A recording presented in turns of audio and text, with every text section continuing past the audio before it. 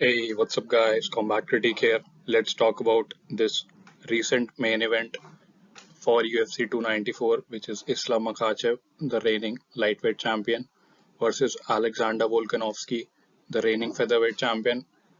This is the second fight between these two guys, and this fight has been made on a very short notice. Let's get started.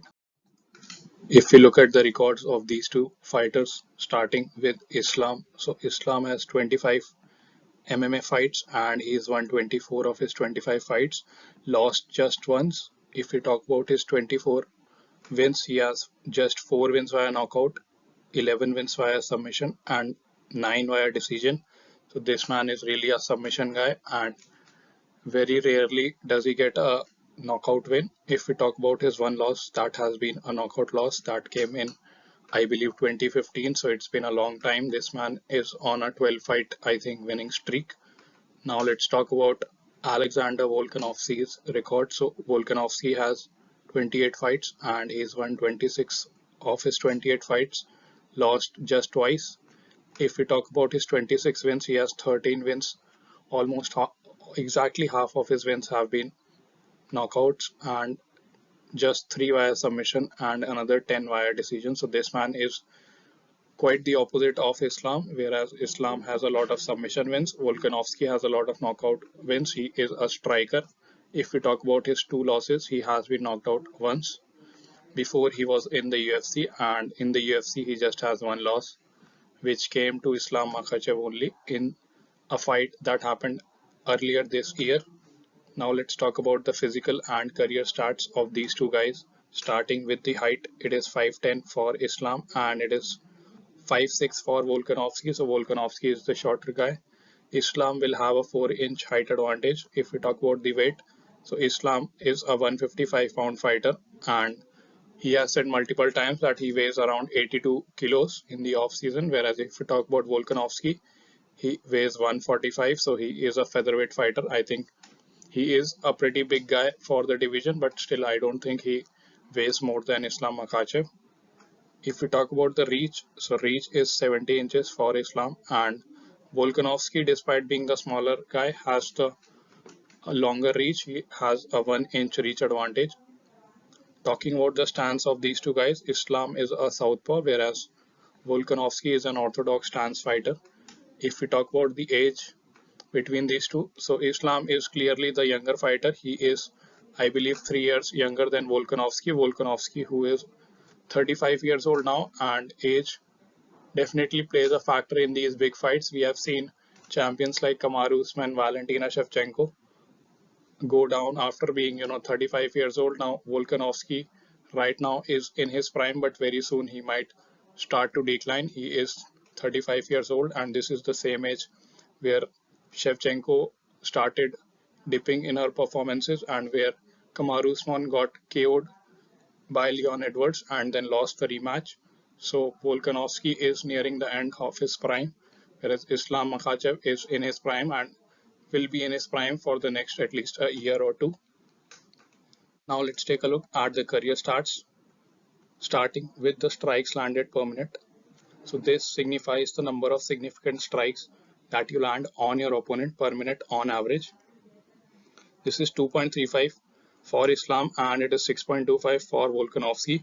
So Volkanovski is clearly landing almost 2 to 3 times more strikes than Islam Makhachev, and he will have an advantage here. Next up, we have the striking accuracy, which is 59% for Islam and it is 56% for Volkanovski. So both these guys are pretty even, but a slight edge here goes to Islam. He is more accurate with his strikes. Next up, we have the strikes absorbed per minute. So this is really the opposite of strikes landed per minute, and this denotes the number of strikes that you absorb from your opponents per minute. This is just 1.27 for Islam and it is 3.36, almost 2 to 3 times again that number. So in this case, the guy with the lower number has an advantage because he is getting hit lesser. So again, the advantage goes to Islam. He gets hit lesser than Volkanovski. Next up, we have the striking defense, which is 61% for Islam and 58% for Volkanovski. So again, both these guys are pretty close, but a slight advantage goes to Islam again. Overall, In the striking department, it is pretty close, but in 3 of the 4 metrics we have seen, Islam is ahead. So I think he is surprisingly the better striker in this fight, even though a lot of people think Volkanovski is the better striker. These stats will have you believe that Islam is actually better and he gets hit lesser and he has the better accuracy as well as the striking defense compared to Volkanovski. The only thing where Volkanovski is ahead is the strikes landed permanent. I think this is because Volkanovski does not have that grappling option. He does not go for submissions, whereas Islam knows whenever the fight gets tough, he can shoot a takedown. He can use his wrestling to hold you down, maybe land a submission. Now let's talk about the wrestling, grappling, and BJJ statistics. Starting with the takedown average, it is 3.24 for Islam and 1.86, almost half that number for Volkanovski. So Islam uses wrestling a lot more in his game, and I believe he has an advantage here.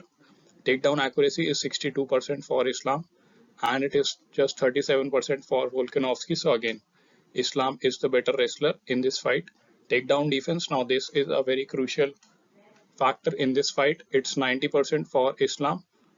I don't think Volkanovski will try to exploit this 90%. And if we talk about Volkanovski, his takedown defense is 69%, and this will definitely be tested in the fight. It was tested in the prior fight, and Volkanovski did really good. He stuffed most of the takedowns, and even the takedowns that Islam got, he was not able to do anything substantial with it. This 69% is a solid 69. I think Volkanovski in his recent times has started training with Craig Jones, and because of that, he has learned a lot of skills how to neutralize the Sambo style wrestling that Islam has. If we talk about the submission average, this is 1.1 for Islam and it is just 0.2 for Volkanovski. So we know the better submission guy. Just looking at these guys' record, Islam has 11 submission wins, whereas Volkanovski just has 3. So Islam clearly has better submissions. He has better BJJ, even though he does not like to call it BJJ, but he has better submissions. Now let's talk about the significant strikes by position for these two guys. Starting with Islam, so 52% of all the strikes that Islam lands are from the standing position, 20% from the clinch, and a substantial 28% on the ground. If we compare this with Volkanovski, 74% of all his strikes are from the standing position, 9% from the clinch, and 17% on the ground. So Islam goes to the clinch and he uses ground and pound in his game more often than Volkanovski. Volkanovski mostly likes to keep it standing. Now let's take a look at the significant strikes by target for both these guys. Starting with Islam, 69% of all the strikes he throws are to the head and 27% to the body, just 4% to the leg. So Islam does not really use leg kicks in his game.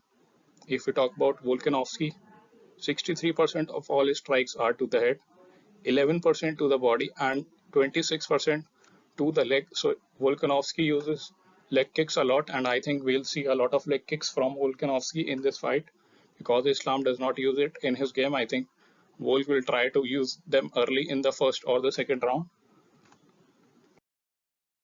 Now let's take a look at the previous performances of these two guys, starting with Islam Makhachev. So Islam in his last fight beat Alexander Volkanovski, and this fight happened in February of this year. It was scheduled for UFC 284, and now he is coming back to fight Volkanovski once again 10 pay-per-views later at UFC 294, and it was a 5-round fight, pretty close fight. Islam looked like he was human. Volkanovski dropped him and he stuffed his takedowns. Even when Islam got the takedown, he wasn't able to get the finish. And in the last round, it even looked like Islam was starting to gas out. And if the fight would have gone on for one more round, probably Islam looked like he was about to get finished in that last 1.5 minutes. So Volkanovski did really good in this fight. However, he came short and he lost via unanimous decision. If we talk about the fight before this, Islam beat Charles Oliveira via submission arm triangle choke, and this fight happened in October of last year. This finish happened in the second round.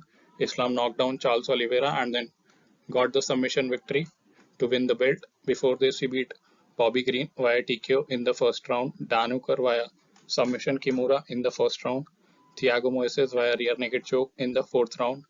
Drew Dober by that same arm triangle choke which he got Oliveira in the third round. And before this, he also beat Davy Ramos by unanimous decision.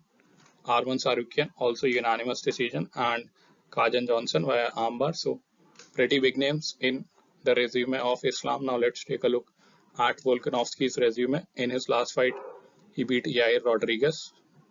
This fight happened in July of this year, so he is really not taking any time off. He is coming back to fight Islam Makhachev on short notice. This man is truly a legend, and with he fights very frequently. He fights almost 3 times per year, and this is something which we have not seen a lot of champions do.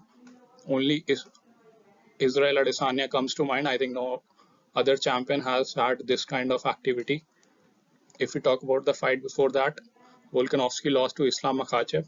He did he did good in the wrestling and the grappling defense department, but I think preparing for Islam, he went in his camp with the idea that he has to neutralize his wrestling, and he did a good job doing that. But in doing that, he forgot that Islam also has pretty good striking, and he lost the fight because Islam outstruck him on that night to win a unanimous decision.